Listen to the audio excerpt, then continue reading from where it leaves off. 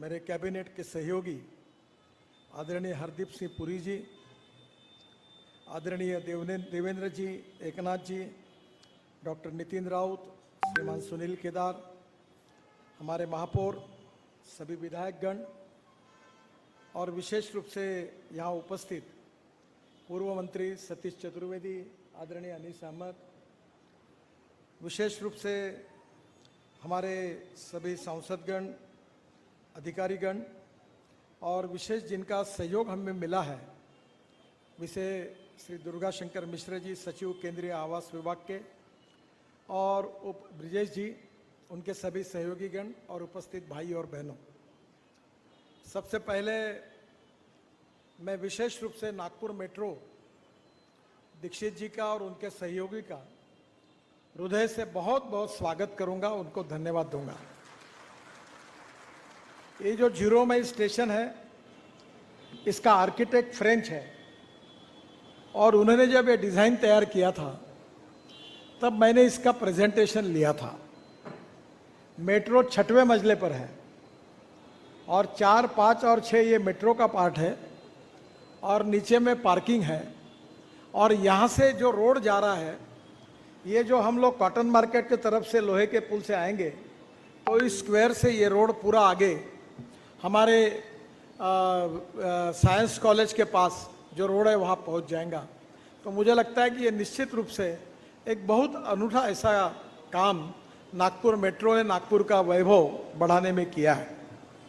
इतना ही नहीं तो हमारे जो 75 साल में हमारे देश ने जो पदार्पण किया है और प्रधानमंत्री जी ने आह्वान किया था कि जगह जगह पर हमारे इस स्वर्ण महोत्सव के निमित्त कुछ ऐसी बातें होनी चाहिए जो दुनिया याद करेगी। तो यहाँ उन्होंने फ्रीडम पार्क के साथ, 0 माइल फ्रीडम पार्क के साथ एक सुंदर गार्डन भी बनाया है। तो मैं सबसे पहले ब्रिजेश जी को और उनको बहुत बहुत धन्यवाद दूंगा, अभिनंदन करूंगा कि आपने बहुत अच्छा काम किया है। आज मैं जब यहाँ बैठा था तो मेरे मन में विचार आया कि ये जो ब्रिज, ये जो स्क्वायर है, ये दोनों बाजू से यहाँ क्रॉस करने के लिए जो कॉटन मार्केट और टेकड़ी के तरफ से जो लोग आएंगे उनको सिग्नल के लिए सामने रुकना पड़ेगा और यहाँ से जिन लोगों को कॉटन मार्केट जाना है उनको भी रुकना पड़ा। तो मैंने नितिन राउत, महापौर जी और देवेंद्र जी से पूछा कि यहाँ अंडरपास करना, अंडरग्राउंड टनल निर्माण करना अच्छा होगा। तो तीनों ने भी स्वीकृति दी है। मैं भारत सरकार की, हमारे विभाग की ओर से, CRF से मैं आपको पूरे इसका खर्चा दूंगा और आप अभी ये टनल बना दो ताकि हम कॉटन मार्केट से 2 मिनट में डायरेक्ट साइंस कॉलेज के आगे चले जाएंगे और यहाँ का ट्रैफिक जाम दूर हो जाएगा। विशेष रूप से बहुत अच्छा काम हुआ है, पर मेरी भी थोड़ी आदत खराब है, इसलिए दीक्षित जी के मीडिया उसको गलत तरीके न छापे, क्योंकि मैंने अच्छा ही कहा है।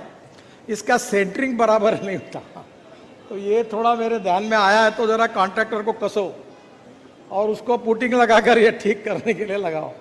दूसरा, ये जो पिलर है इसको ज़रा कलर लगाओ। तो कलरिंग करने से क्या होगा कि और शोभिवंत दिखेगा।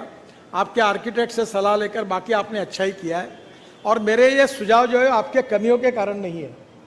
ये थोड़ा और अच्छा, अगर नीचे का भी ये प्लेटफॉर्म और आपकी जो क्षमता है, पहली बार देश में हमारे यहाँ 2 टायर मेट्रो बनी। देश में इतने सुंदर फ्लाईओवर बने, अभी उत्तर नागपुर का ब्रिज भी पूरा हो रहा है, पारडी का भी पूरा हो रहा है। तो एक प्रकार से नागपुर में ये बहुत अच्छा काम हुआ है जो मेट्रो ने किया है। अभी तेलंगखेड़ी में बहुत अच्छा काम हो रहा है, उसमें भी मेट्रो का बड़ा योगदान है।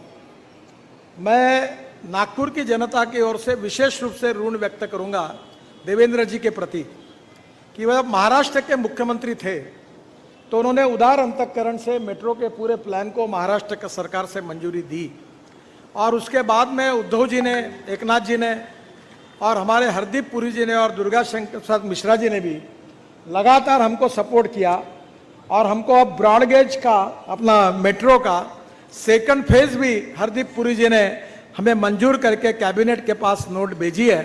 मैं हरदीप पुरी जी का और उद्धव जी का, उनके सहयोग के लिए, और देवेंद्र जी ने जिसकी शुरुआत की, इसलिए उनका भी नागपुर की जनता की ओर से उनको बहुत बहुत धन्यवाद दूंगा। और ये जो मेट्रो बन रही है, इसके साथ साथ जो तेलंगखिड़ी का काम, मोटाड़ा का काम मैंने मेट्रो को दिया है, वो भी मैं देख के आया। बहुत अच्छा काम हो रहा है। और वहाँ मेरी इच्छा थी कि पहली बार पार्किंग, कितने मंजिले का, 9 मंजिले का पार्किंग अपना तेलंगखिड़ी का, 6 मंजिल का पार्किंग है। और मैंने कहा गाड़ी लिफ्ट से ऊपर जाएगी, तो सीआरएफ से मैंने पैसे दिए थे। और देवेंद्र जी ने वहाँ के फाउंटेन के लिए बहुत बड़े प्रमाण पर निधि दिया, और वो अब अगले अक्टूबर सितंबर में पूरा होने जा रहा है। और ये जो फाउंटेन है और ये जो 4000 लोगों की गैलरी है, और मेट्रो ने काम किया है, और वो फाउंटेन दुनिया का सबसे अच्छा फाउंटेन बनने वाला है। सबसे ऊंचा फव्वारा जाएगा उसका, जिसकी कमेंट्री गुलजार की है और जिसका संगीत AR रहमान का है। और सभी अच्छा आउटस्टैंडिंग कलाकार है।